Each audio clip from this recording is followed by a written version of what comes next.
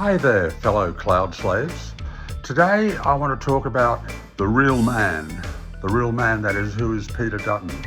Not the election campaigner that we're seeing on our TV screens right now, but the real man. And do you know how to tell what a person's really like, especially a parliamentarian, is to look at how they actually vote. Because they can say one thing, but when you look at what they do, i.e. how they vote, it can be a completely different matter. He voted against capping gas prices, even though a core promise in his current gas-led recovery is about reducing gas prices. I don't know, you tell me. He voted against a federal anti-corruption commission. Does he like corruption? I'm sure he wouldn't say so, but why would you vote that way? He voted against federal action on public housing, even as the newspapers are full of his multi-million-dollar housing portfolio. He voted against increasing political transparency because, hey, you wouldn't want the plebs to know what was going on in Parliament House, would you? He voted against restricting foreign ownership, even though his mob China bash all the time, going on about the terrible Chinese, but then look at how he votes. He voted against tobacco plain packaging.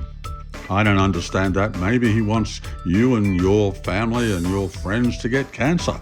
You tell me. He voted against criminalising wage theft because, hey, your boss should have the right to rip you off. Is that correct? He voted against the transition plan for coal workers, I guess just because he hates workers and, I don't know, they're a bit dirty, those coal workers, aren't they? He voted against increasing consumer protections because, well, I don't know, why should you be protected against rip-offs by big companies?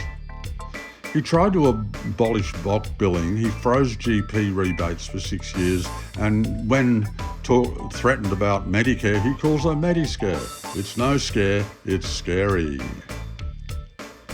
He voted against keeping your national broadband network in public ownership, probably so that he could sell it to one of his mates who can then gouge you. Sound good?